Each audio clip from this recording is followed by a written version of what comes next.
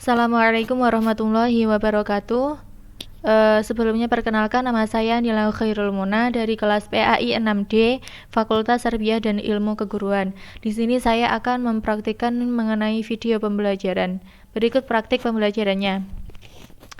Assalamualaikum warahmatullahi wabarakatuh. Selamat pagi anak-anak. Apa kabar semuanya? Semoga kita semua tetap dalam perlindungan Allah Subhanahu wa taala. Amin amin ya rabbal alamin. Sebelum kita memulai pembelajaran, mari kita berdoa terlebih dahulu.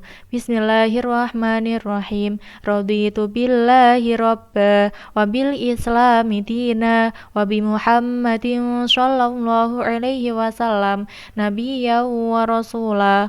Rabbi zidni ilman nafi'a warzuqni fahma. Amin amin amin ya rabbal alamin. Baik, kita sudah memasuki pada bab yang kedua yang membahas mengenai berpikir positif dan sabar dalam menghadapi ujian dan cobaan. Nah, seperti pembelajaran sebelumnya yang mana pada satu bab ini kita akan mempelajarinya membaginya menjadi 3 pertemuan. Nah, untuk Quran surah dan hadis yang terkait dalam bab ini yaitu Quran surah Al-Baqarah surah yang kedua ayat 155 sampai 157. Kemudian yang kedua Quran surah Ali Imran surah ketiga ayat 186. Yang ketiga hadis riwayat Muslim dari Suhaib. Yang keempat hadis riwayat Tirmidzi dari Mus'ab bin Sa'ad. Kemudian untuk pertemuan pertama, kita akan membahas Quran Surah Al-Baqarah ayat 155 sampai 157 dan Quran Surah Ali Imran ayat 186.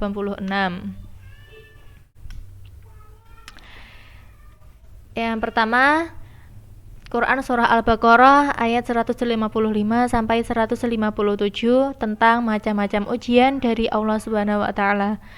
Yang mana bunyi ayatnya sebagai berikut. Bismillahirrahmanirrahim. Walanabluwannakum bisyai'im minal khawfi wal ju'i wa naqsim minal amwali wal anfusi wat tamarat. Wa basyiris sabirin alladzina idza asabathum musibatun qalu inna lillahi wa inna ilaihi raji'un. Ulaika alaihim sholawatun mir rabbihim wa rahmah wa ulaika humul muhtadun.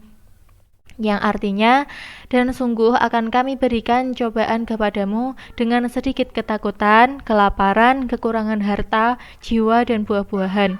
Dan berikanlah berita gembira kepada orang-orang yang sabar, yaitu orang-orang yang apabila ditimpa musibah, mereka mengucapkan inna lillahi wa inna ilaihi raji'un.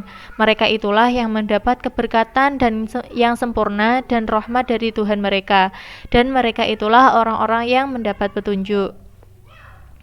Nah, untuk penjelasan dari Quran Surah Al-Baqarah ayat 155 sampai 157 tersebut memastikan bahwa setiap orang akan mendapat ujian dan cobaan. Nah, bentuk cobaan tersebut misalnya ada rasa aman, kemiskinan, kegelisahan. Namun demikian, Allah menegaskan bahwa balasan yang besar bagi orang-orang yang bersabar dan kembali kepada Allah pada saat menghadapi ujian.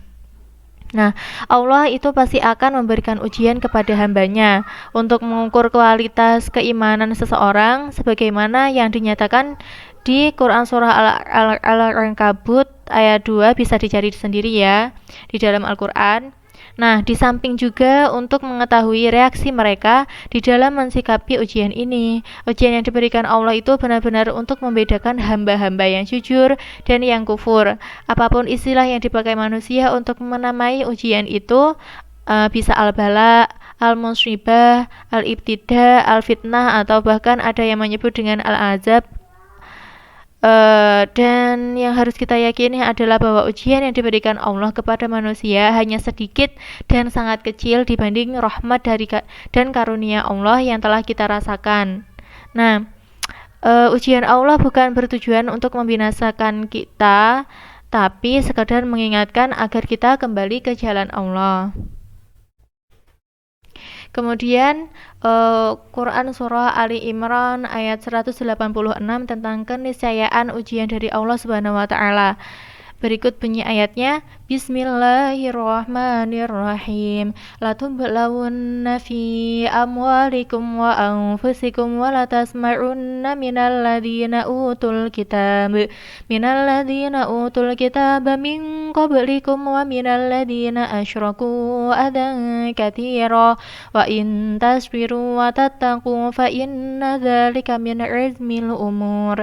Yang artinya, kamu sungguh-sungguh akan diuji terhadap hartamu dan dirimu, dan juga kamu sungguh-sungguh akan mendengar dari orang-orang yang diberi kitab sebelum kamu dan dari orang-orang yang mempersekutukan Allah gangguan yang banyak yang menyakitkan hati. Jika kamu bersabar dan bertakwa, maka sesungguhnya yang demikian itu termasuk urusan yang patut kita utamakan, yang patut diutamakan. Kemudian untuk penjelasannya, ayat ini mengandung pesan tentang kemuliaan orang-orang yang bersabar dalam menghadapi cobaan. Keniscayaan ujian akan diberlakukan pada diri dan harta setiap orang. Jadi tidak hanya terhadap orangnya, tetapi juga terhadap hartanya juga. Ujian pada diri seseorang itu bisa berupa sakit fisik, kelemahan, pembunuhan, peperangan, atau bentuk ujian fisik yang lainnya. Kemudian kalau ujian dalam harta berupa kekurangan, kemelaratan, pencurian, perampokan, dan lain sebagainya. Bisa jadi ujian dan cobaan itu juga melalui orang-orang ahli kitab dan orang musyrik, yang mana ucapan dan sikap mereka bisa jadi membuat ketidaknyamanan bagi kita, bahkan mengganggu keimanan kita. Namun kepastian balasan bagi yang menghadapi semua itu dengan sikap sabar adalah kedudukan yang baik di sisi Allah. Nah, segala bentuk cobaan yang terjadi itu harus disikapi dengan proses hidup dalam rangka membentuk karakter dan meningkatkan kualitas keimanan kita.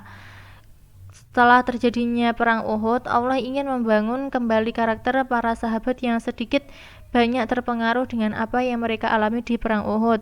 Maka di dalam ayat ini Allah memberitahukan bahwa dunia memang tempat ujian dan cobaan yang akan menimpa diri kita sendiri dan menimpa harta kekayaan yang kita miliki. Ujian yang akan menimpa diri itu bisa datang dalam bentuk perang, pembunuhan, penyakit, dan segala macam bentuk ancaman fisik yang lainnya. Juga bisa dalam bentuk sakit panas, sakit gigi, sakit hati, ataupun yang lainnya. Dan ujian yang akan menimpa harta kita bisa dalam bentuk kejahatan yang tidak kita harapkan seperti pencurian, perampokan, bahkan kewajiban membayar zakat dan sedekah juga sebagai ujian bagi orang-orang yang tidak mampu. Selain itu, Allah juga menguji keimanan umat Islam dengan perantaraan orang lain dari golongan Yahudi, Nasrani, dan orang-orang musyrik yang melakukan pelecehan dan penghinaan terhadap Al-Quran, kepribadian Nabi, dan nilai-nilai ajaran Islam secara umum yang sampai saat ini kita merasakannya. Nah, menghadapi itu semua kita harus senantiasa memelihara kesabaran, tidak memendam kebencian, bersyukur, dan terus meningkatkan ketakwaan kepada Allah dengan menjalankan perintah dan menjauhi segala larangannya. Tetapi sikap sabar dalam pengertian yang luas bukan perkara yang mudah karena membutuhkan kesiapan mental dan kepribadian yang kuat. Maka Al-Quran menyebutnya min azmil umur, perkara-perkara yang membutuhkan kekuatan dan persiapan untuk menghadapinya. Nah, meskipun demikian, Allah tidak akan memberikan cobaan melebihi batas kemampuan hambanya.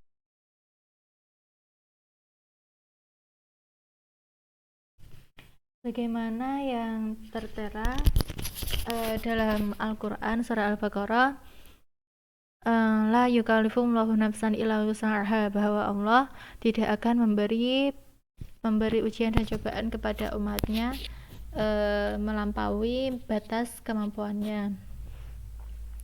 Kemudian demikianlah pembelajaran pada pagi hari ini. Semoga membawa kemanfaatan dan keberkatan kepada kita semua. Amin amin ya rabbal alamin. Untuk tugasnya, silakan kalian membuat bahan bacaan yang sesuai dengan Quran surah Al-Baqarah dan Ali Imran tersebut dan nanti dikumpulkan di e-learning. Untuk minggu depan silakan dipersiapkan hafalan mengenai hadis yang akan kita bahas pada minggu depan, yaitu hadis riwayat Muslim dari Suhaib. Demikianlah. Assalamualaikum warahmatullahi wabarakatuh.